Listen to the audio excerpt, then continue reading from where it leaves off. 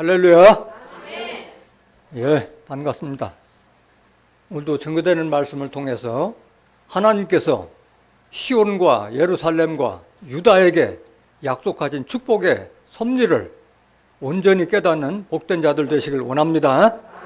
이 시간 허락하신 하나님 말씀은 스가랴서 2장 10절부터 13절까지입니다. 봉독해 드리겠습니다. 여호와의 말씀에 시온에 따라 노래하고 기뻐하라. 이는 내가 임하여 네 가운데 거할 것임이니라. 그날에 많은 나라가 여호와께 속하여 내 백성이 될 것이요 나는 내 가운데 거하리라. 네가 만군의 여호와께서 나를 내게 보내신 줄 알리라. 여호와께서 장차 유다를 취하여 거룩한 땅에서 자기 소유를 삼으시고 다시 예루살렘을 택하시리니 무릇 혈기 있는 자들이 여호와 앞에서 잠잠할 것은 여호와께서 그 성소에서 일어나심이니라 하라 하더라. 스가랴서 2장 10절부터 13절까지 봉독해 드렸습니다. 봉독해 드린 말씀을 통해서 시온과 예루살렘과 유다라는 제목으로 말씀을 증거하도록 하겠습니다. 시온과 예루살렘과 유다. 지난 수요일부터 지난 수요일까지 시온과 예루살렘에 대한 축복의 말씀을 여러분들한테 증거한 바가 있습니다. 슬픔과 탄식이 없는 시온의 대로, 그 다음에 헵시바와 뷸라, 그 다음에 이사야서 66장에 기록된 그 예루살렘, 시온과 예루살렘에 대한 시온의 자민 탄생과 예루살렘의 축복에 대해서 증거한 바가 있습니다. 성경에는 시온과 예루살렘에 대한 축복 외에도 유다에 대한 축복 말씀이 별도로 기록이 되어 있는 것이 있는데, 오늘은 시온과 예루살렘과 유다와는 어떤 관계가 있는지 성경 말씀을 통해서 알아보도록 하겠습니다. 우리가 교회에 나오는 것은 구원을 받기 위함이에요. 구원의 섭리가 어디에 담겨 있어요? 성경 속에 다 담겨 있는 거예요. 그래서 우리가 교회를 나오는 근본적인 목적은 성경에 기록된 하나님의 그 구원의 섭리를 깨닫기 위함인 줄 믿습니다. 그래서 중요한 것은 교회 오는 목적은 성경을 알아야 되는 거예요. 성경. 디모데후서 3장 15절 한번 보실까요? 디모데후서 3장 15절. 또 네가 어려서부터 성경을 알았나니 성경은 능히 너로 하여금 그리스도 예수 안에 있는 믿음으로 말미암아 구원에 이르는 지혜가 있게 하느니라. 성경은 우리에게 구원에 이르는 지혜를 주시는 책인 줄 믿습니다. 그렇기 때문에 성경에 기록된 내용들을 자세히 알아야 돼요. 성경을 모르는 상태에서 신앙생활하는 것은 모래 위에 집을 짓는 거나 마찬가지예요. 비바람이 나고 홍수가 나면은 모래 위에 집은 집은 금세 다 무너지고 아무것도 남는 게 없어요. 하나님의 말씀은 반드시 성경에 기록된 대로 다 이룰 줄 믿습니다. 이사야서 55장 10절 한번 보시겠습니다. 이사야서 55장 10절. 비와 눈이 하늘에서 내려서는 다시 그리로 가지 않고 토지를 적시어서 싹이 나게 하며 열매가 맺게 하여 파종하는 자에게 종자를 주며 먹는 자에게 양식을 줌과 같이 내 입에서 나가는 말도 헛되이 내게로 돌아오지 아니하고 나의 뜻을 이루며 나의 명하여 보낸 일에 형통하리라 기록되어 있어요. 하나님 입에서 나온 말이 모아서 성경을 이룬 줄 믿습니다.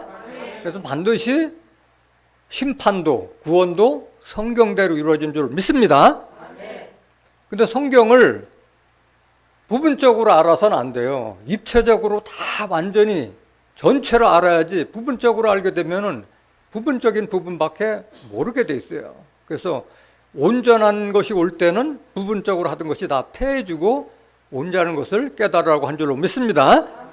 고린도전서 13장 9절 한번 보실까요? 고린도전서 13장 9절. 우리가 부분적으로 알고 부분적으로 예언하니 온전한 것이 올 때에는 부분적으로 하던 것이 패하리라. 오늘도 시온과 예루살렘에 대한 축복의 말씀은 다 들었고 또 유다에 대한 축복도 여러분들이 들은 바가 있지만은 시온과 예루살렘과 유다가 어떻게 연결이 되어 있는지 그 관계를 입체적으로 깨달아야 할 줄로 믿습니다. 11절 보세요. 11절. 고린도전서 13절. 내가 어렸을 때에는 말하는 것이 어린아이와 같고 깨닫는 것이 어린아이와 같고 생각하는 것이 어린아이와 같다가 장성한 사람이 되어서는 어린아이의 일을 버렸노라. 장성한 자가 되면은 어렸을 때 부분적으로 하던 것이 다 패해지고 온전한 것을 다 깨닫게 될 줄 믿습니다. 12절 보세요. 12절. 우리가 이제는 거울로 보는 것 같이 희미하나 그때에는 얼굴과 얼굴을 대하여 볼 것이요 이제는 내가 부분적으로 아나 그때에는 주께서 나를 아신 것 같이 내가 온전히 알리라. 그래서 교회 나와서 진리의 말씀은 들으면 들을수록 성경이 희미했던 성경이 또렷하게 보이고 희미했던 구원의 섭리가 확실하게 입증될 줄로 믿습니다.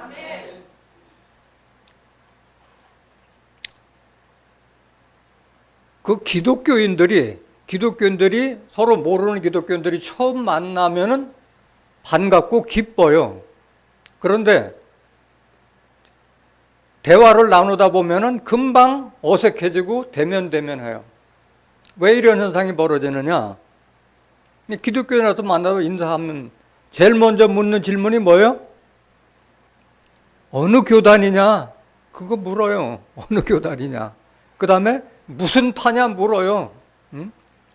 합동이냐 뭐 응? 통합이냐 묻고 무슨 교단이냐 물어요. 어리석은 질문이에요. 어리석은 질문.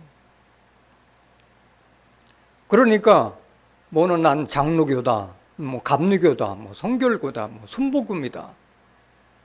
그렇게 하다 보면은 가끔은 기독교인이라고 처음엔 반갑다고 하다가 보면 그 어느 교단하고 어느 파를 알고 나부터는 이질감이 느껴지는 거예요. 예수님께서는 교단 만들러 오셨어요? 아무런 소용이 없는 거예요. 교단도 소용이 없고 무슨 파도 소용이 없는 거예요. 예수님 당시에도 율법을 잘 믿는 율법주의자들 중에서도 바리새파가 있고 사두개파가 있었고 여러 파가 있었지만은 다 그들은 구원받지 못하고 다 심판받을 거로 예수님으로부터 저주를 받았듯이 오늘날도 마찬가지예요. 무슨 교단이냐 무슨 파를 묻는 건 뭐예요? 내가 더 정통교를 믿고 있다고 자부하기 때문에 그걸 내세우기 위해서 묻는 거잖아요. 그런데 예수님께서 그 말을 전면적으로 부인했어요. 내가 정통이라고 하는 것은 다 내가 본자손이다. 내가 정통이다. 본자손이다. 그걸 고집하지만은 본자손들은 다 바깥 어두운 데 쫓겨나 슬피 울며 이를 가리리 일미쓰리라고 말씀하신 거예요. 구원은 성경을 깨달아서 하나님의 축복의 섭리를 아는 자가 구원을 받고 또는 천국에 가게 될 줄로 믿습니다. 교단이나 종파가 구원하는 것이 아닌 거예요. 마태복음 8장 11절 한번 보세요. 또 너희에게 이르노니 동서로부터 많은 사람이 이르러 아브라함과 이삭과 야곱과 함께 천국에 앉으려니와 나라의 본자손들은 바깥 어두운 데 쫓겨나 거기서 울며 이를 갈미 있으리라. 정통을 자랑하는 본자손이라 자랑하는 자들은 다 바깥 어두운 데 쫓겨나 거기서 슬피 울며 이를 갈미 있으리라고 예수님께서 이미 일찍부터 예언해 놓은 말씀이에요. 이렇게 교단이나 또는 교파를 따지는 자들이 정작 알아야 될 것은 모르고 있어요. 뭐냐? 예수님이 무슨 지파에서 나오셨다는 것 자체는 모르고 있어요. 예수님이 유다 지파에서 나왔다는 사실을 모르고 있다는 거예요. 다 많은 사람들, 심지어는 목사들조차도 예수님은 레위 지파에서 나온 제사장이라고 알고 있는 사람들도 많다는 거예요. 예수님은 무슨 지파에서 나오셨어요? 유다 지파로 나오셨어요. 히브리서 7장 14절 한번 보실까요? 우리 주께서 유다로 쫓아나시는 것이 분명하도다. 이 지파에는 모세가 제사장들에 관하여 말한 것이 하나도 없고, 모세가 제사장에 대해서 관한 제사장이 될 것에 대한 지파는 어느 지파예요? 레위 지파만 제사장 될 거를 얘기했잖아요. 15절 보세요. 멜기세덱과 같은 별다른 한 제사장이 일어나는 것을 보니 더욱 분명하도다. 그래서 예수님께서는 레위 지파 아론의 반차를 쫓아서 제사장이 되지 않고 멜기세덱의 반차를 쫓아서 제사장 된 줄로 믿습니다. 그래서 유다 지파로 났다는 것도 모르고 예수님이 멜기세덱의 반차를 쫓아서 제사장 됐다는 것도 모르기 때문에 그런 아무런 의미 없는 교단을 묻고 교파를 묻고 있는 거예요. 예수님께서 유다 지파로 나셨다는 그 근거를 한번 보실까요? 마태복음 1장 1절부터 한번 보실까요? 아브라함과 다윗의 자손 예수 그리스도의 세계라. 아브라함이 이삭을 낳고 이삭은 야곱을 낳고 야곱은 유다와 그의 형제를 낳고 그렇게 됐어요. 야곱에는 아들이 몇이 있었어요? 12아들이 있었잖아요. 12아들. 그런데 12아들인데 유다는 몇째 아들이에요? 넷째 아들이었잖아요. 루벤, 시몬, 레위 다 패해버리고 넷째 아들을 유다로 해서 장자권, 여기 족보라고 하는 것은 장자권을 이은 자들이 족보를 이어나가잖아요. 그 여기에는 야곱은 유다와 그 형제를 낳고 3절 보세요.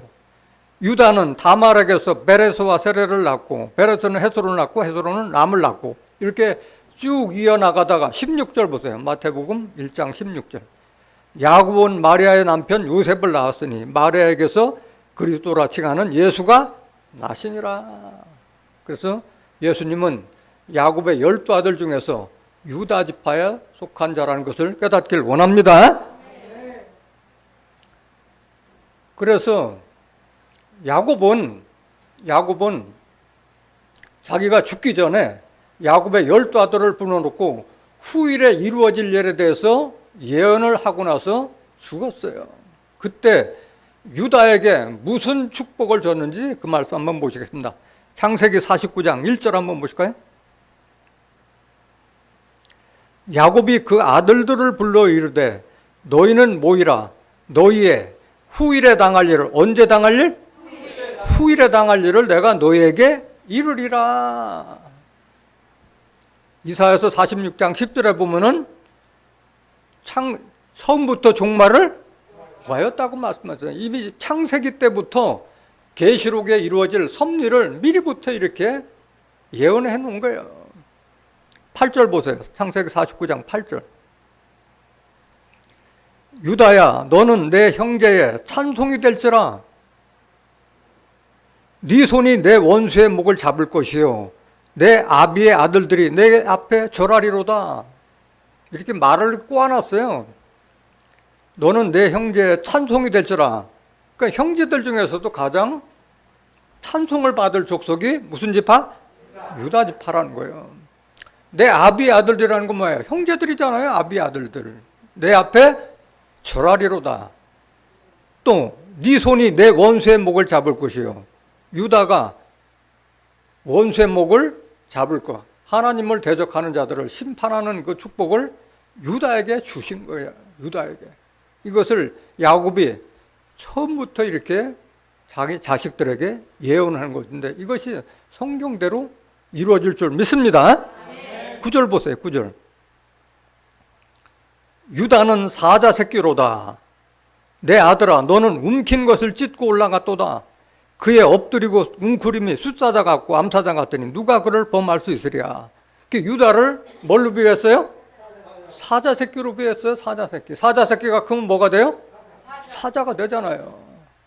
가장 강한 것을 표현한 것을 사자로 비유한 거예요. 그래서 예수님은 유다 지파의 사자라고 말씀하셨어요. 유다 지파에서 나온 사자와 같은 강한 자라고 말씀하셨어요. 계시록 5장 5절 한번 보실까요? 장로 중에 하나가 내게 말하되 울지 말라. 유대 지파의 사자 다윗의 뿌리가 이기었으니 이 책과 그 7인을 떼시리라 하더라.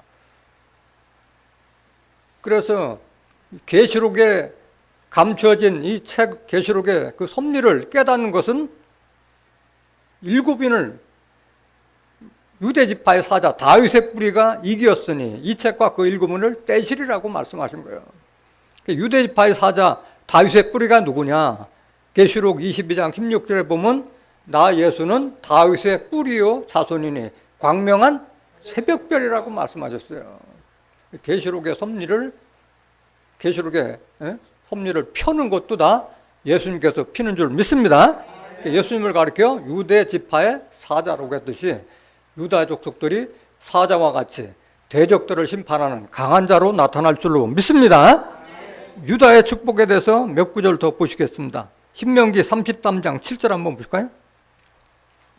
이건 야곱이 그 12아들에게 예언한 거고, 여기에는 모세가 야곱의 12아들에 대해서 예언한 것을 빙자해서 다시 축복한 그 말씀이에요. 모세. 지금 신명기는 모세가 기록한 거잖아요. 유다에 대한 축복은 이러하니라. 일러스되 여호와여 유다의 음성을 들으시고. 하나님은 누구의 음성을 들어요? 유다의 음성을 들으시고. 음성을 듣는다는 건 뭐야? 유다족 속에 기도를 들으신다는 거예요. 기도를 드신다. 그 백성에게로 인도하시오며 그 손으로 자기를 위하여 싸우게 하시고 주께서 도우사 그로 대적을 치게 하시기를 원하나이다. 하나님을 대적하는 자들의 심판을 누가 해요? 유다족 속에 할 것을 이미 모세 선지자도 예언해 놓은 말씀이에요. 스가랴서 10장 3절 한번 보실까요? 스가랴서 10장 3절. 내가 목자들에게 노를 바라며 내가 수염소들을 벌하리라. 왜 예수님께서 목자들에게 노를 바래요? 거짓 목자들이 많이 나오기 때문에 그런 거예요. 하나님의 말씀을 제대로 대언해 주질 못하는 못된 목자들이 많이 나오니까 그들에게 노를 바라며 수염소들을 벌하라. 다 양떼가 되는데 염소 중에서 수염소가 돼가지고 자기 동료들을 들이받는 그런 수염소 같은 걸로 거짓 목자들을 비해놓은 거예요. 그들을 벌하리라. 만군의 여호와가 그 무리 곧 유다 족속을 권고하여 그들로 전쟁의 준마 갖게 하리니. 유다 족속을 권고하는 것은 한다는 것은 지난번에도 권고는 권유한다는 뜻이 아니라 돌봐준다는 뜻인 줄로 믿습니다. 유다 족속을 돌봐주고 그들로 전쟁의 준마 갖게 하리라. 전쟁을 치를 때 옛날에는 다 말 타고 전쟁을 했잖아요. 그때 빠른 말을 다 준마라고 준마라고 비유했잖아요. 유다 족속을 전쟁에 준마 갖게 하리니. 4절. 모퉁이 돌이 그에게로서 말뚝이 그에게로서 싸우는 활이 그에게로서 권세 잡은 자가 다 일제히 그에게로서 나와서 이 권세 잡은 자들이 다 유다 족속에서 나온다는 거예요. 모퉁이 돌이 머릿돌이 됐다. 예수님도 모퉁이 돌이 머릿돌이 됐다고 말씀하셨잖아요. 말뚝이나 싸운 환이라든가 권세 잡은 자 다 지도자를 상징하는 줄 믿습니다. 이런 자들이 다 유다 족속에서 나온다는 거예요. 5절 보세요. 싸울 때 용사같이 거리의 진흙 중에 대적을 밟을 것이라. 여호와가 그들과 함께 앉으. 하나님이 누구와 함께요? 유다 족속과 함께 한다는 거예요. 그들이 싸워 말탄 자들로 부끄러워하게 하리라. 내가 유다 족속을 견고하게 하며 요셉 족속을 구원할지라. 내가 그들을 긍휼히 여김으로 그들로 돌아오게 하리니 그들이 내게 내어버림이 없었음 같이 되리라. 나는 그들의 하나님 여호와라. 내가 그들을 들으리라. 하나님께서는 유다 족속을 이렇게 돌봐주고 그들을 견고하게 감싸주시는 줄 믿습니다. 스가랴서 12장 6절 보실까요? 스가랴서 12장 6절. 유다 족속을 강하게 한다는데 얼마만큼 강하게 하느냐? 그날에 내가 유다 두목들로 나무 가운데 화로 같게 하며 곡식단 사이에 횃불 같게 하리니 그들이 그 좌우에 에워싼 모든 국민을 살을 것이요 예루살렘 사람은 다시 그 본곳 예루살렘에 거하게 되리라. 그날은 언제를 말하는 거예요? 심판날. 로마서 2장 16절에 하나님께서 예수 그리스도로 말미암아 사람들의 은밀한 것을 심판하는 그날이라. 심판날에 내가 유다 두목들로, 두목이라는 것은 지도자를 상징하는 줄 믿습니다. 유다의 지도자들로 나무 가운데 화로 같게 하며, 나무 가운데 화로를 놓으면 나무가 그대로 있어요? 다 타버려요? 다 타버린다는 거예요. 곡식단 사이에 횃불 같게 하리라고 해요. 곡식단 사이에 횃불 놓으면 다 타버린다는 거예요. 그들이 그 좌우에 에워싼 모든 국민을 다 살을 것이라고 이렇게 예언한 줄로 믿습니다. 예루살렘 사람은 다시 그 본곳 예루살렘에 거하게 되리라. 하나님께서 예루살렘과 시온이 그 하나님께 범죄했기 때문에 떠났던데 다시 회복된다는 말을 이렇게 비유한 줄로 믿습니다. 다시 하나님께서 떠났던 시온과 예루살렘으로 해서 그 떠났던 그 유다 족속을 다 모으는 그것을 이렇게 비유했다는 것을 깨닫길 원합니다. 7절 보세요. 7절. 여호와가 먼저 유다 장막을 구원하리니, 하나님께서 가장 먼저 구원해 줄 족속이 어디 족속이에요? 유다 족속이에요. 가장 먼저 유다 족속을 구원해내고 유다 족속으로 말미암아 다른 족속들도 구원받게 될 줄 믿습니다. 이는 다윗의 집의 영광과, 다윗 집은 뭐예요? 예수님의 집의 영광과 예루살렘 거민의 영광 유다보다 더하지 못하게 하려 함이니라. 그러니까 시온과 예루살렘에서 가장 중심이 되는 건 누구예요? 유다 족속이에요. 유다 족속. 8절 보세요. 8절. 그날에 여호와가 예루살렘 거민을 보호하리니, 하나님께서 예루살렘 거민을 보호하는데 대적할 사람이 없잖아요. 그 중에 약한 자가 그날에는 누구 같겠고? 다윗 같겠고, 다윗의 족속은 누구 같고? 하나님 같다고 말씀하셨어요. 왜? 하나님의 형상을 닮은 자들이 되기 때문에 하나님 같다고 말씀하신 거예요. 하나님께서는 하나님의 형상대로 사람을 창조하셨다고 했고, 자기 형상 닮은 자를 하나님께서는 찾고 계신 줄 믿습니다. 하나님 같고 무리 앞에 있는 여호와의 사자 같을 것이라. 유다 족속을 사자로 비유한 거예요. 사자로. 9절 보세요. 예루살렘을 치러 오는 열국을 그날에 내가 멸하기를 힘쓰리라. 예루살렘을 비난하거나 핍박을 하거나 치러 오는 열국 백성들을 다 하나님께서 멸하기를 힘써 주실 줄로 믿습니다. 그렇기 때문에 당할 자가 없다는 거예요. 유다 족속을 가장 먼저 구원한다고 그랬는데 그것이 계시록에 가서 이루어지는 거예요. 계시록 7장 3절 한번 보세요. 가로되 우리가 우리 하나님의 종들의 이마에 인치기까지 땅이나 바다나 나무나 해하지 말라 하더라. 내가 인맞은 자의 수를 들으니 이스라엘 자손의 각 지파 중에서 인맞은 자들이 14만 4천이니 유다 지파 중에 인맞은 자가 1만 2천이요. 가장 먼저 나온 지파가 무슨 지파예요? 유다 지파예요. 그 다음에 루벤 지파 중에 1만 2천이요. 갓 지파 중에 1만 2천이요 해서 8절까지 쭉 12지파가 기록이 되어 있어요. 성경은 반드시 예언대로 이루어진다는 것을 깨닫길 원합니다. 유다 지파를 가장 먼저 구원받는다고 약속하신 그 말씀이 약속대로 이루어질 것이라 믿습니다. 그래서 이 유다 족속이 이렇게 사자같이 강하고 하나님의 축복을 받게 되는 그 이유가 어디 있느냐? 어디에 있어요? 이미 야곱이 그 유다에게 예언할 때 그런 축복이 있을 것을 예언했고, 그 예언의 말씀에 보면은 홀이 유다를 치리하고 보호해 줄 거라고 말씀하셨고, 가지라는 사명자, 홀과 가지라는 그 비유의 말씀을 통해서 유다 지파에는 강력한 지도자가 있을 것을 하나님께서 다 예언해놓은 그 말씀대로 유다 족속에는 하나님께서 세운 지도자가 있기 때문에 강할 수밖에 없고 모든 축복을 받게 되는 줄 믿습니다. 창세기 49장 9절 보실까요? 창세기 49장 9절.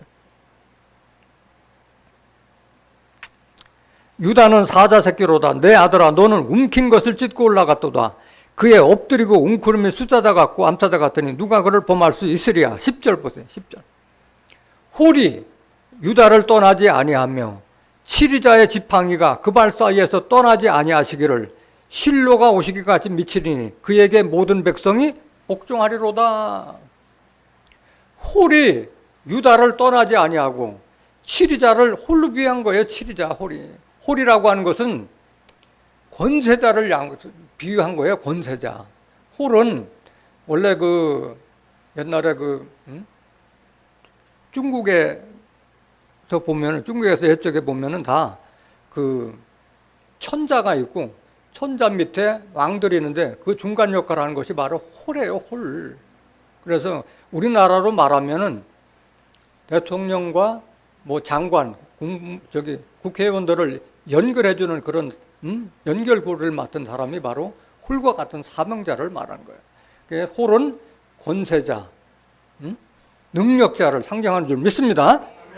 홀이 유다를 떠나지 않냐고 지켜주신다는 거고, 치리자의 지팡이가 유다의 발 사이에서 떠나지 않으시기를 누가 오시기까지? 실로가 오시기. 실로는 누구의 이름이에요? 하나님의 영명이에요. 영명.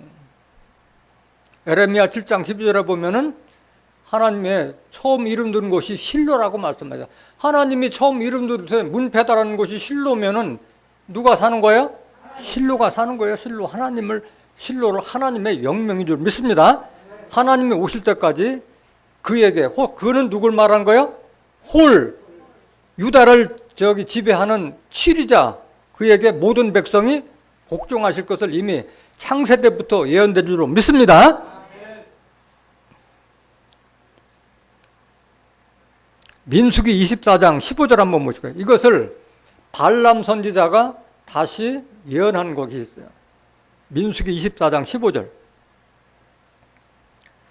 노래를 지어 가로되 부올의 아들 발람이 말하며 눈을 감았던 자가 말하며 하나님의 말씀을 듣는 자가 말하며 지극히 높으신 자의 지식을 아는 자, 전능자의 이상을 보는 자, 엎드려서 눈을 뜬 자가 말하기를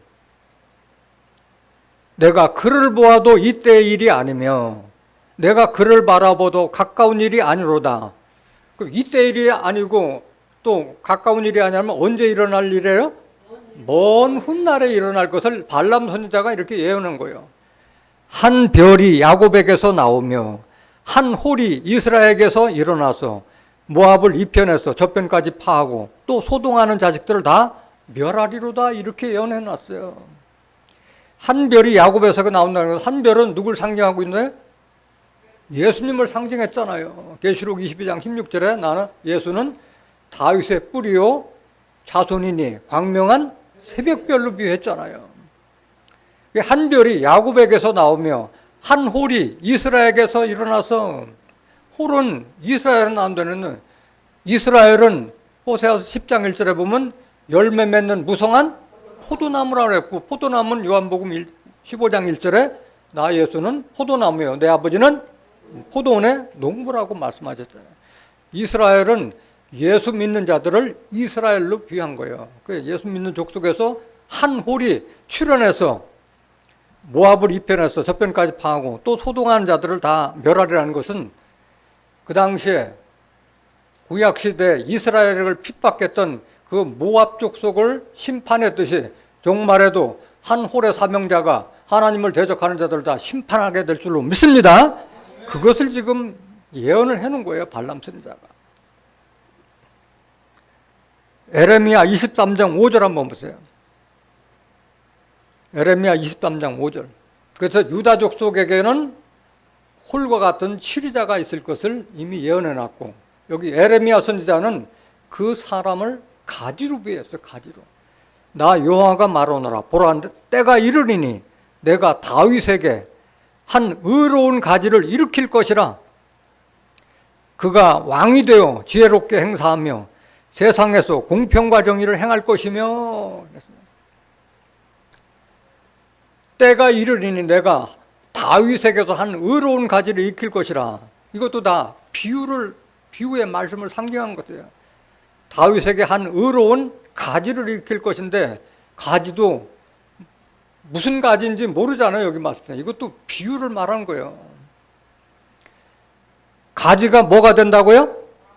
왕이 된다면 이게 가지가 나뭇가지예요? 사람이에요? 사람을 상징하는 걸 알 수 있잖아요. 다윗에게 한 의로운 가지를 익힐 것이라. 그가 왕이 되어 지혜롭게 행사하며 세상에서 공평과 정의를 행할 것이며. 6절. 그의 날은 누구 날? 가지의 날에 유다는 구원을 얻겠고 이스라엘은 평안히 거할 것이며 그 이름은 여호와 우리의 의라 일컬음을 받으리라. 유다족 속에게는 누가 있다? 가지 사명자가 함께하는 줄 믿습니다. 이 가지가 그럼 누구냐? 다윗에게서 의로운 가지를 일으키는데 그가 왕이 된다고 그러는데 가지가 누구냐? 이사야서 11장 1절. 지금 구약시대에 선지자들이 에레미야 선지자나 이사야 선지자나 시대가 다른데도 불구하고 증거하는 내용은 다 같다는 거예요. 이것은 하나님의 입이 이를 명하셨고 그 선지자들이 이걸 모았던 그것이 성경이기 때문에 시대는 달려도 선지자들은 같은 말씀을 예언하고 있다는 것을 깨닫길 원합니다. 이새의 줄기에서 한 싹이 나며 그 뿌리에서 한 가지가 나서 결실할 것이요. 이새는 누구예요? 다윗의 아버지가 이새예요. 이새의 줄기에서 한 싹이 나며, 이거 싹은 다윗을 상징하고 있는 거예요. 그 뿌리에서 한 가지가 나서 결실할 것이요. 이새의 줄기나 다윗의 줄기나 그 뿌리에서 한 가지가 나서 결실할 것이요. 다윗의 뿌리는 누구라고 그랬어요? 예수님이라고 말씀하셨잖아요. 계시록 22장 16절에 나 예수는 다윗의 뿌리요 자손이라고 말씀하시잖아요. 다윗과 이새의 뿌리에서 한 가지가 난다고 그랬기 때문에 뿌리는 예수라 했기 때문에 예수로부터 한 가지가 나서 그로 인해서 결실한 것을 비유한 줄로 믿습니다. 가지로부터, 그러니까 다윗의 뿌리인 예수로부터 나온 사명자를 지금 이렇게 비유를 해놓은 것이에요. 2절 보세요. 여호와의 신 곧 지혜와 총명의 신이요 모략과 재능의 신이요 지식과 여호와를 경외하는 신이 그 위에 강림하시니. 그는 누굴 말하는 거예요? 가지 위에 하나님의 신, 지혜와 총명과 모략과 재능과 지식과 여호와를 경외하는 신이 그 가지 사명자한테 임한다는 말씀인 줄 믿습니다. 3절. 그가 여호와를 경외함으로 즐거움을 삼을 것이며, 이 가지 사명자는 하나님을 경외함으로 그걸 즐거움을 삼다고 말씀하셨고, 그 눈에 보이는 대로 심판치 아니하며 귀에 들리는 대로 판단치 아니하며 공의로 빈핍한 자를 심판하며 정직으로 세상에 겸손한 자를 판단할 것이며 그 입의 막대기로 세상을 치며 입술의 기운으로 악인을 죽일 것이며. 입의 막대기로 세상을 치고 입술의 기운으로 악인을 죽인다는 거예요. 입에서 막대기가 나온다는데 막대기는 뭘 상징하고 있는 거예요? 권세 있는 하나님의 말씀을 상징하고 있다는 것을 깨닫길 원합니다. 그 말씀으로 심판한다는 말씀으로. 5절 보세요. 공의로 그 허리띠를 삼으며 성실로 몸의 띠를 삼으리라. 그래서 그 가지 사명자는 공의로 허리띠를 삼고 성실로 몸의 띠를 삼고 모든 백성들을 치리할 줄로 믿습니다. 10절 보실까요? 이사야서 11장 10절. 그날에 심판날에 이새의 뿌리에서 한 싹이 나서 만민의 기호로 설 것이요. 그 이새의 뿌리에서 난 가지는 만민의 기호로 설 것이라고 말씀하셨어요. 만민이면 세계 만민이 다 그를 본다는 거예요. 기호로 서기 때문에. 열방이 그에게로 돌아오리니 그 거한 곳이 어떻게 된다? 영화롭게 된다는 거예요. 가지 사명자가 있는 곳이 영화롭다는 거예요. 가지 사명자가 있는 곳이 유다족 속이라고 하는 것을 앞에서 증거한 줄 믿습니다. 11절 보세요. 11절. 그날에 주께서 다시 손을 펴사 그 남은 백성을 아수르와 애굽과 바드로스와 구스와 엘람과 시날과 하맛과 바다 섬들에서 돌아오게 하실 것이라. 구약 시대에 있었던 이런 지명을 들어서 하나님께서 택하신 백성을 다 모은다는 것을 이렇게 비유한 줄로 믿습니다. 12절.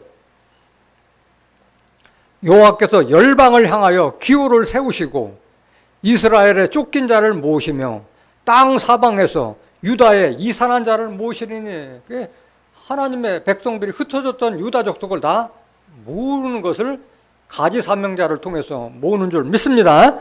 13절.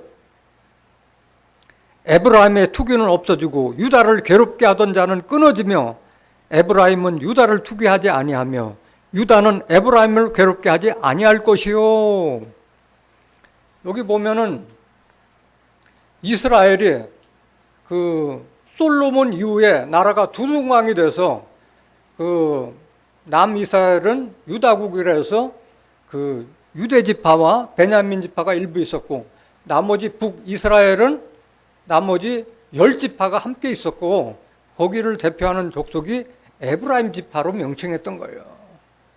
그와 마찬가지로 그 하나님께서 다시 택한 유다 족속을 대적하는 자들을 이렇게 에브라임으로 비유했다는 것을 깨닫길 원합니다. 14절. 그들이 서으로 블레셋 사람의 어깨에 날아앉고 함께 동방 백성을 노략하며 에돔과 모압의 손을 대며 암몬 자손을 자기에게 복종시키지라. 그래서 구약 시대에 이스라엘을 가장 핍박했던 에돔, 애굽, 모압, 암몬 자손들을 다 복종시킴과 마찬가지로 종말에도 유다 족속을 대적하는 자들을 다 하나님께서 심판하실 줄로 믿습니다. 이걸 비유해 놓은 거예요. 이걸 비유해 놓은 거예요. 그래서 유다가 사자와 같이 강하고 유다가 축복을 받는 것은 하나님께서 세운 그런 하나님의 신을 받은 가지사명자, 호레사명자가 함께 하기 때문에 강하고 그런 축복을 받게 된다는 것을 깨닫길 원합니다.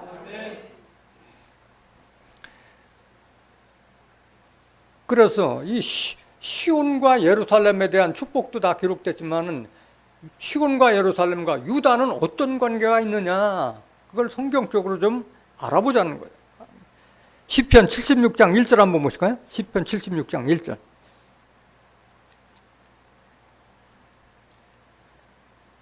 하나님이 유다에 알림바 되셨으며 그 이름은 이스라엘의 크주다. 하나님께서 모든 섭리를 누구에게 알려줘요?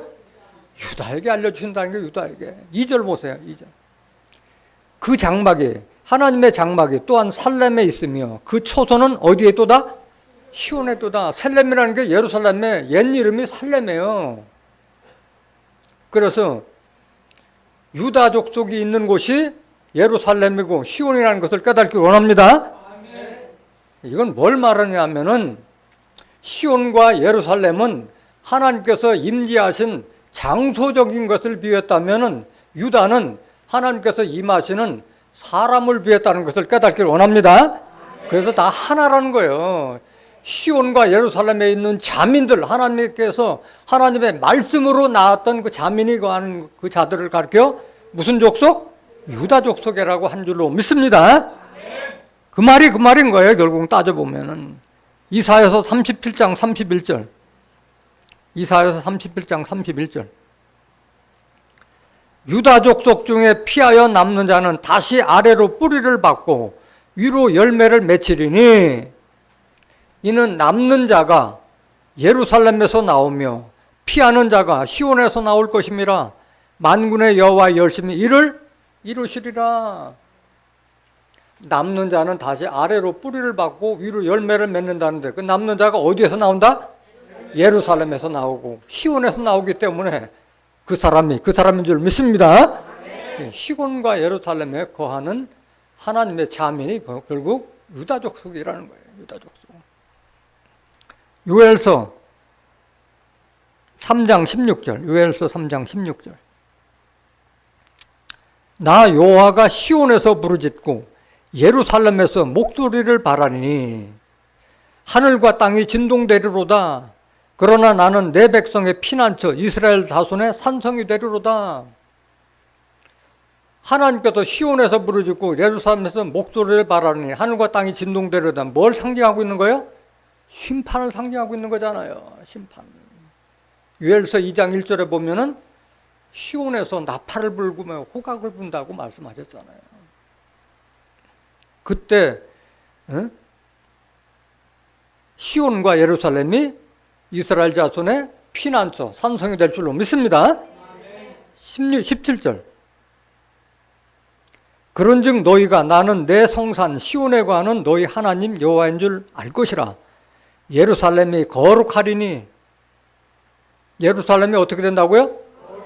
거룩하게 된다는 거예요. 거룩하게 된다는 거예요. 왜 예루살렘이 거룩하게 돼요?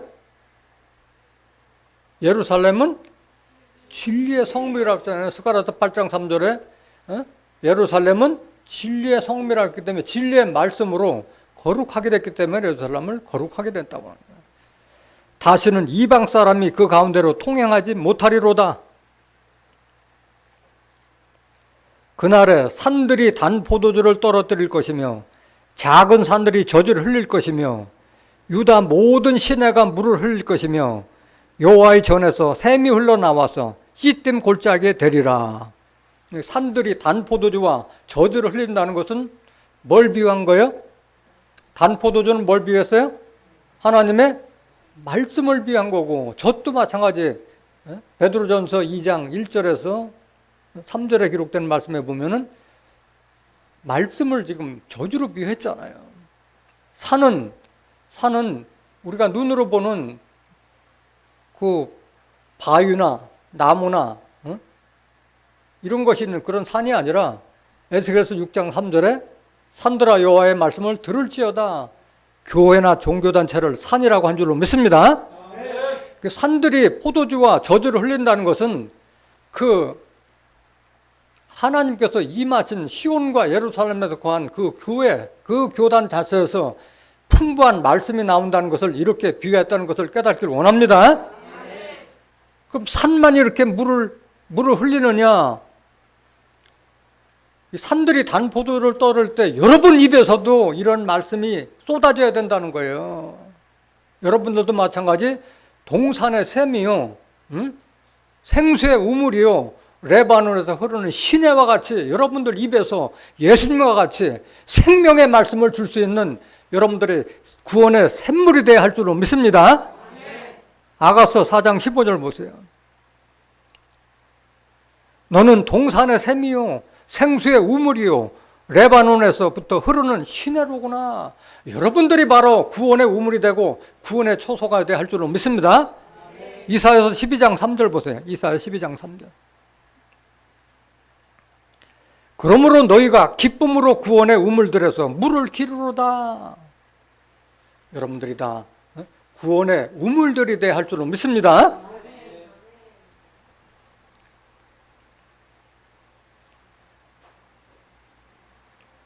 요엘서 3장 16절 다시 보세요. 요엘서 3장 16절. 나 여호와가 시온에서 부르짖고 17절.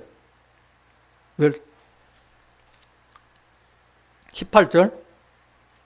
그날에 산들이 단 포도주를 떨어뜨릴 것이며 작은 산들이 젖을 흘릴 것이며 유다 모든 시내가 물을 흘릴 것이며 여호와의 전에서 샘이 흘러나와서 씨뜀 골짜기에 되리라.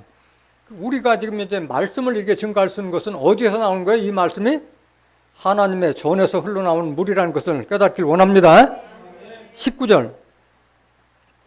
그러나 애굽은 황무지가 되겠고 에돔은 황무한 들이 되리니 이는 그들이 유다 자손에게 강포를 행하여 무죄한 피를 그 땅에서 흘렸음이니라.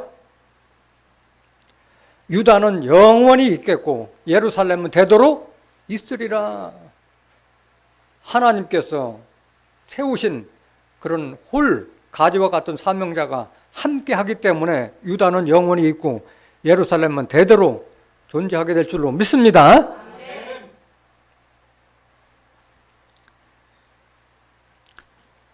오늘 본문 말씀 스가랴서 2장 10절 한번 보시겠습니다. 시온과 예루살렘과 유다의 관계를 앞에서 증거해 준 겁니다. 오늘 본문 말씀 여호와의 말씀에 시온에 따라 노래하고 기뻐하라. 이는 내가 임하여 네 가운데 거할 것임이니라. 시온의 딸, 시온에 있는 시온의 자민들을 딸로 비한 거예요. 사랑하기 때문에 딸로 비한 거예요. 딸로. 노래하고 기뻐하라고 그랬는데 왜 기뻐하는 거예요? 하나님께서 어디에 임하시기 때문에? 시온에 임하시기 때문에, 시온에 임해서 시온에다가 하나님의 집을 건축하기 때문에 거기에 있는 백성들이 기뻐할 수밖에 없죠. 이사야서 59장 20절 한번 보실까요? 하나님께서 어디에 임하시는지. 여호와께서 가라사대 구속자가 어디에 임하며? 시온에 임하며. 구속자 하나님께서 시온에 임하며 야곱 중에 죄가를 떠나는 자에게 임하리라 말씀하셨어요. 하나님께서 임해서 무슨 일을 하시느냐? 거기에 하나님의 집을 건축하실 걸 말씀하셨어요. 스가랴서 1장 16절. 스가랴서 1장 16절. 그러므로 여호와가 이처럼 말하노라. 내가 긍휼히 여김으로 예루살렘에 돌아왔은즉 내 집이 그 가운데 건축되리니 예루살렘 위에 먹줄이 치어지리라. 나 만군의 여호와의 말이니라 하셨다 하라. 17절. 다시 외쳐 이르기를 만군의 여호와의 말씀에 나의 성읍들이 넘치도록 다시 풍부할 것이라. 여호와가 다시 시온을 안위하여 다시 예루살렘을 택하리라 하셨다 하라. 하나님께서 다시 시온을 택하고 예루살렘을 택해서 그곳에 하나님의 집을 건축하게 될 줄로 믿습니다. 하나님께서 오시기 때문에 슬픔과 다 탄식이 달아나고 기쁨만 있을 것을 약속을 해놓은 거예요. 스가랴서 9장 9절 한번 보시겠어요. 스가랴서 9장 9절. 시온에 따라 크게 기뻐할지어다. 예루살렘에 따라 즐거이 부를지어다. 보라, 내 왕이 내게 임하나니. 앞에서 제가 홀과 가지로 비유했던 그 사람을 여기는 왕으로 비유하는 거예요. 왕으로. 그는 공의로우며 구원을 베풀며 겸손하여서 나귀를 타나니 나귀의 작은 것 곧 나귀 새끼니라. 시온의 딸과 예루살렘의 딸이 기쁘고 즐거운 것은 그런 강력한 왕과 같은 지도자가 임할 것을 이렇게 예언하는 줄로 믿습니다. 그는 겸손하여서 나귀를 타나니 나귀의 작은 것 나귀 새끼니라. 예수님도 예루살렘에 입성할 때 뭐 타고 오셨어요? 나귀 타고 오셨잖아요. 마태복음 21장에 보면 예루살렘에 십자가를 지시기 전에 예루살렘 통에 들어올 때 나귀를 타고 오셨다고 말씀하셨어요. 마찬가지 홀의 사명자가 임할 때도 나귀를 타고 올 것을 이미 창세기 예언을 해놓은 거예요. 창세기 49장 10절 다시 한번 보실까요? 창세기 49장 10절.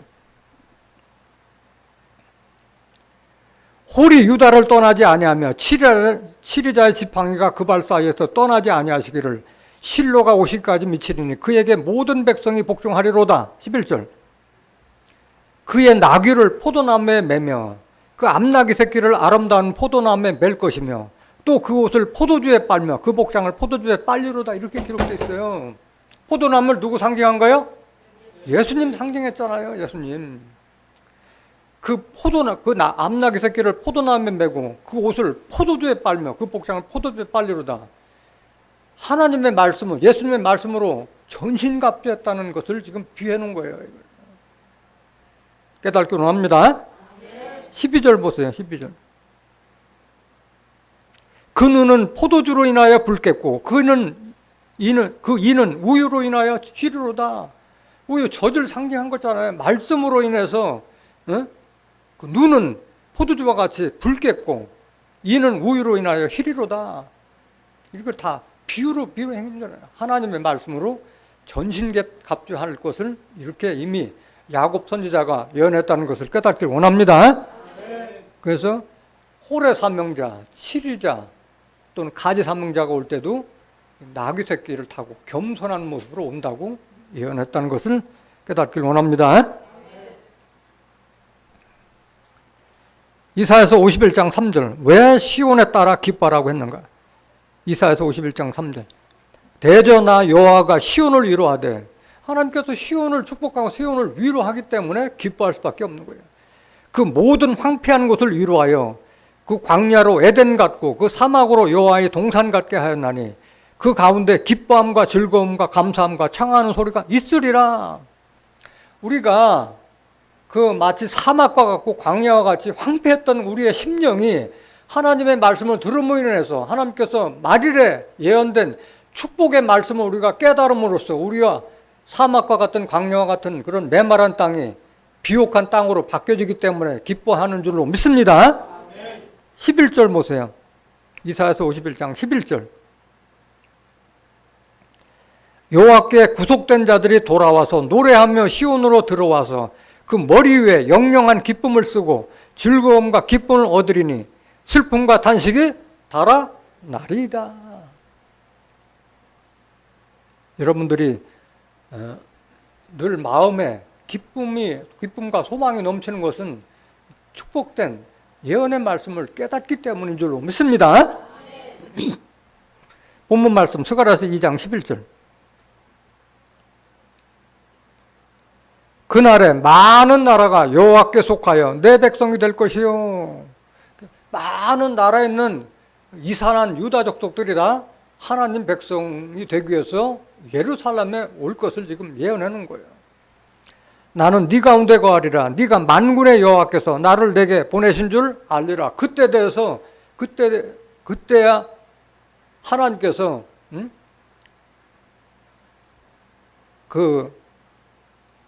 나를 내게 보내신 줄 알리라고 말씀하신 거예요. 스가랴서 8장 7절 한번 보세요. 스가랴서 8장 7절.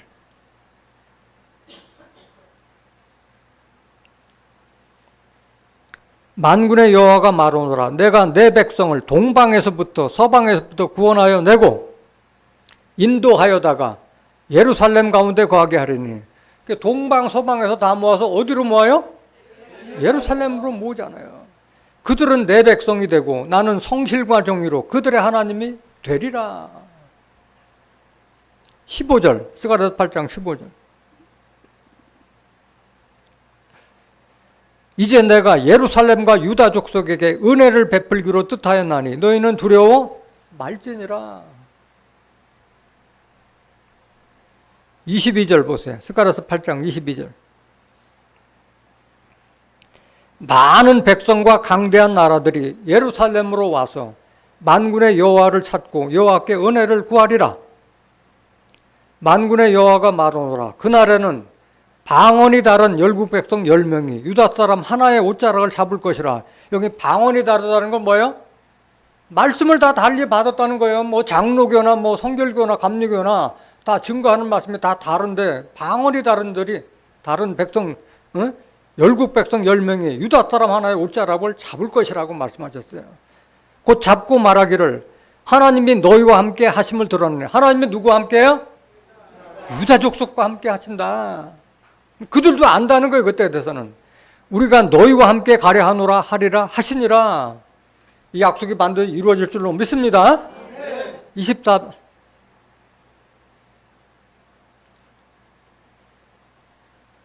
이런 일이 벌어질 때 여러분들은 그들을 넉넉하게 치리할 수 있는 유다의 두목들이 되시길 원합니다. 옷이 찢어지면 안 되잖아요. 옷은 말씀을 상징하고 있잖아요.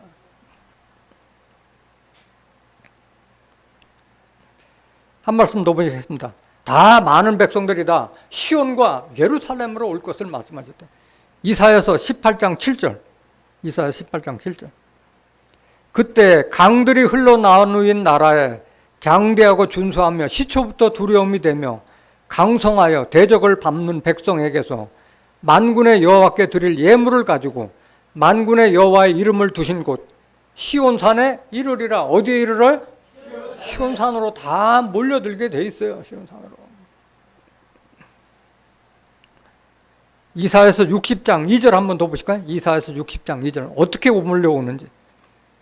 보라, 어둠이 땅을 덮을 것이며 캄캄함이 만민을 가려우려니와 오직 여호와께서 내 위에 임하실 것이며 그 영광이 내 위에 나타나리. 여기 내 위라고 하는 것은 이사야서 59장 20절에 구속자가 시온에 오실 것이라고 예언해 놓고서 바로 이사야 60장으로 이어졌기 때문에 내 위라고 하는 것은 구속자가 시온에 임해서 택한 그 사명자에게 지금 이렇게 말씀해 놓은 거라는 것을 깨닫기를 원합니다.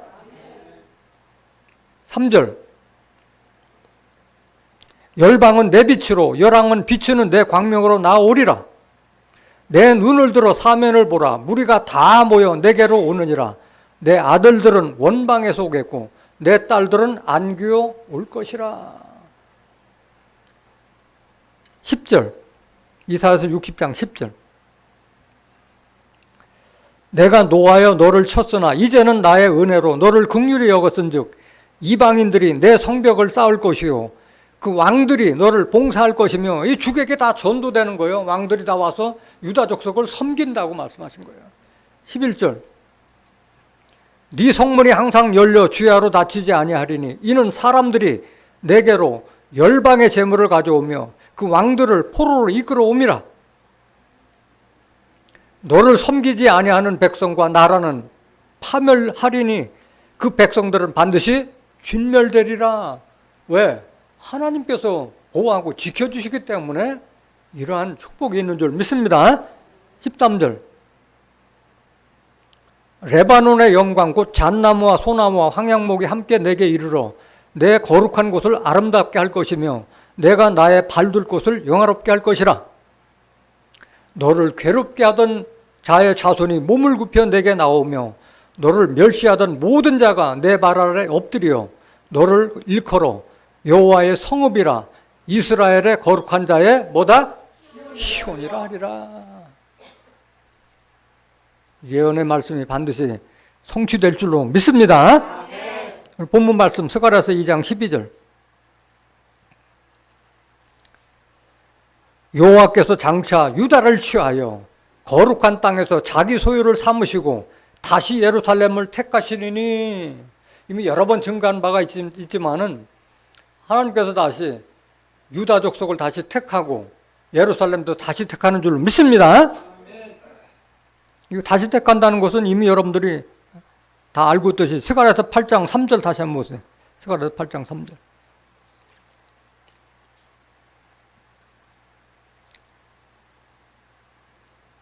나 여호와가 말하노라. 내가 시온에 돌아봤은즉 예루살렘 가운데 거하리니 예루살렘은 진리의 성읍이라 일컫겠고 만군의 여호와의 산은 성산이라 일컫게 되리라. 하나님께서 다시 택해서 온 곳이 시온과 예루살렘인 줄 믿습니다.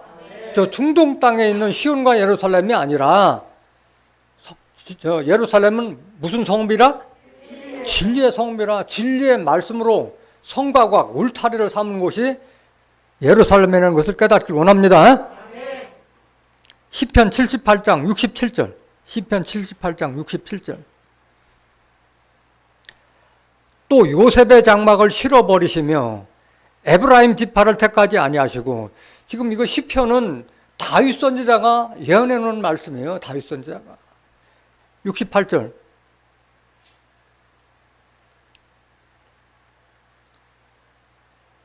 오직 유다 지파와 그 사랑하시는 시온 산을 택하시고, 하나님께서는 그 요셉 장막, 요셉도 야곱의 12아들 중에서 가장 똑똑해서 애굽의 총리까지 됐던 자였잖아요. 근데 요셉도 버리고 유다를 택했다고 말씀하셨잖아요. 69절. 그 성소를 산의 높음까지 영원히 두신 땅같이 지으셨으며 그 종 다윗을 택하시되 양의 우리에서 취하시며 전양을 지키는 중에서 저희를 이끄사 그 백성인 야곱 기업인 이스라엘을 그르게 하셨더니 이에 저가 그 마음의 성실함으로 기르고 그 선의 공개함으로 지도하였도다. 다윗을 빙자한 사명자의 탄생을 이렇게 다윗 선지자가 예언하는 줄로 믿습니다. 이 말씀은 시편 132장 13절부터 18절까지 똑같은 말씀이 기록되어 있어요. 하나님께서 시온의 거처를 삼으시고 거기에 다윗과 같은 강한 뿔의 사명자에 출현할 것을 시편 132장에도 같은 말씀이 예언되어 있어요.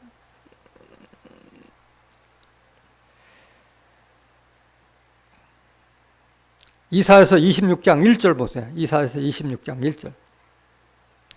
그날에 유다 땅에서 이 노래를 부리라. 우리에게 견고한 성읍이 있으며, 이게 바로 성과 각을 말하는 거예요. 여호와께서 구원으로 성과 각을 삼으시리로다.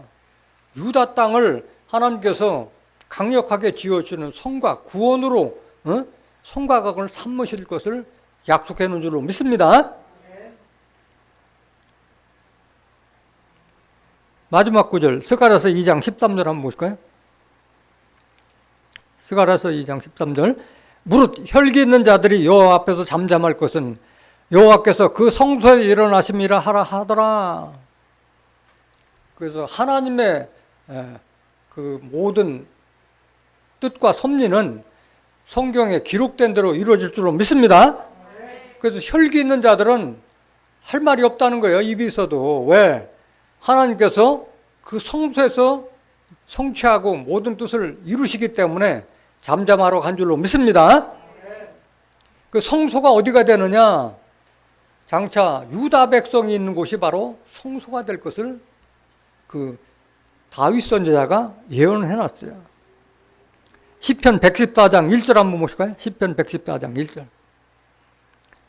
이스라엘이 애굽에서 나오며 야곱의 집이 방언 다른 민족에게서 나올 때에 유다는 여호와의 성소가 되고 이스라엘은 그의 영토가 되었도다. 유다가 하나님께서 임재하신 성소가 될 줄로 믿습니다. 성소에서는 뭔 일이 일어나요? 성소에서 물이 흘러서 그 생명나무가 나오고 12가지 실과가 나와서 만국을 소송시키는 약조례가 될 것을 예언하고 있잖아요. 에스겔서 47장 12절. 에스겔서 47장 12절. 이게 지금 다윗 선지자가 예언한 것이나 에스겔 선지자가 예언한 것이나 내용이 같은 내용을 지금 상징하고 있다는 얘기예요. 강 좌우가에는 각종 먹을 실과나무가 자라서 그 잎이 시들지 아니하며 실과가 끊치지 아니하고 달마다 새 실과를 맺으리니 그 물이 어디로부터 나옵니라? 그 물은 말씀을 상징하고 있잖아요. 그 물이 하나님과 예수 그리스도가 계신 그 성소로부터 말미암아 나오리라. 그 실과는 먹을 만하고 그 잎사귀는 약조례가 되리라. 이 에스겔 선지자가 예언한 이 말씀이 언제서 이루느냐? 계시록 끝에 가서 이것이 이루어지고 있는 거예요. 12가지 실과를 맺는 생명나무가 하나님과 예수 그리스도의 보좌로부터 나오는 그 생수에서 나오게 돼 있어요. 계시록 22장 1절 보실까요? 계시록 22장 1절. 또 저가 수정같이 맑은 생명수의 강을 내게 보이니 하나님과 및 어린 양의 보좌로부터 나서 하나님과 어린 양의 보좌로부터 무슨 수정같이 맑은 생명수의 강이 흐른다는 거예요. 2절. 길 가운데로 흐르더라. 강 좌우에 생명나무가 있어 12가지 실과를 맺히되 달마다 그 실과를 맺히고 그 나무 잎사귀들은 만국을 소송하기 위하여 있더라. 지금 에스겔서 47장 12절하고 같은 말씀이잖아요. 생명나무는 뭘 상징한 거예요? 사람을 상징하고 있는 거잖아요. 만국을 소송하기 위한 사람을 지금 상징하고 있는 거예요. 3절 보세요. 다시 저주가 없으며 하나님과 그 어린 양의 보좌가 그 가운데 있으리니 그의 종들이 그를 섬기며 그의 얼굴을 볼 터이요 그의 이름도 저 이마에 있으리라. 다시 밤이 없겠고 등불과 햇빛이 쓸데없으니 이는 주 하나님이 저희에게 비추심이라. 저희가 세대토록 뭐하리로다? 왕노릇하리라. 그래서 유다가 장차 여호와의 성소가 되겠다고 말씀하고 성소로부터는 그런 흐르는 생명수 강 좌우에는 생명나무의 실과가 다달이 12가지 실과를 맺히고 거기에 있는 자들에게는 하나님과 예수님과 함께해서 하시고 그들이 세세토록 왕노릇할 것을 약속하신 줄 믿습니다. 그래서 시온과 예루살렘과 유다는 다 하나다 하는 것과 마지막에 하나님의 모든 축복의 섭리가 시온과 예루살렘과 유다에 있다는 것을 깨달은 줄로 믿습니다. 많은 열국 백성들이 예루살렘에 와서 유다 사람 하나의 옷자락을 잡을 때 넉넉히 그들을 치료할 수 있는 유다의 두목들로 나타나시기를 예수님의 이름으로 간절히 축원합니다. 말씀 마치겠습니다.